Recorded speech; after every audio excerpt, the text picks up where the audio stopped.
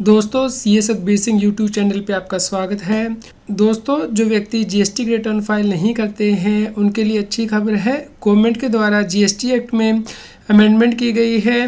दोस्तों GST act के अंतर्गत सेक्शन 62 दिया गया है जो कि यह कहता है कि यदि कोई व्यक्ति जीएसटी की रिटर्न फाइल नहीं करता है तो उस केस में जीएसटी ऑफिसर उसकी असेसमेंट कर सकता है।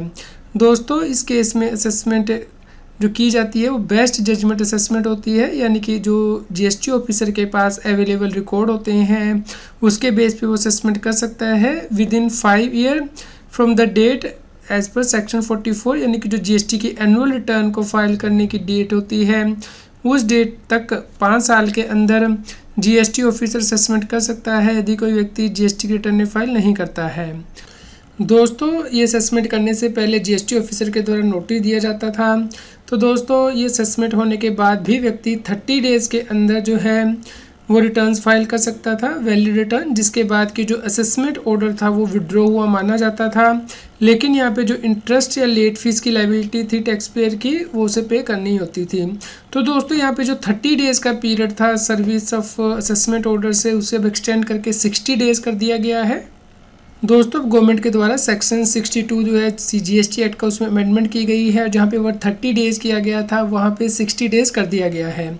इसके अलावा यहाँ पे प्रोविज़न भी डाल दी गई है कि यदि रजिस्टर्ड व्यक्ति वैलिड रिटर्न नहीं फाइल कर पाता है इस 60 डेज़ के पीरियड के अंदर भी असेसमेंट ऑर्डर के सर्व हो जाने के बाद, तो उस केस में वो फर्दर 60 डेज़ के अंदर भी वैलिड रिटर्न फाइल कर सकता है। लेकिन इसके लिए उसे एडिशनल लेट फीस पे करनी होगी जो कि 1000 रुपीज़ होगी हर डे के लिए, यानी कि जो फर्स्ट 60 डेज़ आपके एक्सपायर हो जाएंगे उसके बाद नेक्स्ट 60 डेज़ के लिए हर दिन के लिए आपको 1000 की लेट फीस जो है पे करनी होगी।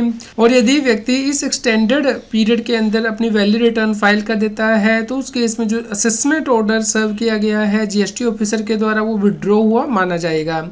लेकिन इस केस में जो इंटरेस्ट की लायबिलिटी होगी या फिर जो लेट फीस की लायबिलिटी होगी वो टैक्स पेयर को पे करनी ही होगी। तो दोस्तों इस प्रकार ये रिलीफ दिया गया है। यदि कोई व्यक्ति किसी भी जेन्युइन कारण की वजह से वैलिड रिटर्न नहीं फाइल कर पाया है जीएसटी एक्ट के अंतर्गत और उसे असेसमेंट ऑर्डर भी सर्व कर दिया गया है तो फिर भी उसके पास एडिशनल टाइम होगा 60 डेज़ प्लस 60 डेज़ का, जहाँ पे जाके कि वो वैलिड रिटर्न फाइल कर सकता है। तो उस केस में जो उसकी असेसमेंट की गई है वो विड्रॉ हुई मानी जाएगी। दोस्तों इसके लिए गवर्नमेंट के द्वारा फाइनेंस बिल 2023 में अमेंडमेंट कर दी गई है। आप इसे डाउनलोड कर सकते हैं। इसका लिंक taxil.com की वेबसाइट पे दिया गया है और इस वीडियो के डिस्क्रिप्शन में भी दिया गया है। दोस्तों उम्मीद करते हैं आपके लिए यह न्यूज़ यूज़फुल रही होगी। कृपया लाइक करें और शेयर करें ताकि सभी लोगों तक ये जानकारी पहुँच पाए और वो जीएसटी की कॉम्प्लायंस कर पाएँ। रेगुलर जीएसटी और टैक्स अपडेट के लिए इस चैनल को सब्सक्राइब करें। फ्रेंड्स, आप टीडीएस, इनकम टैक्स, जीएसटी और अकाउंटिंग सॉफ्टवेयर ऑडिट ट्रेल के साथ कॉम्प्लायंस आसानी से कर सकते हैं। इन सॉफ्टवेयर के डेमो देखने के लिए आप हमें मोबाइल नंबर के साथ ईमेल कर दीजिए taxil@gmail.com पर।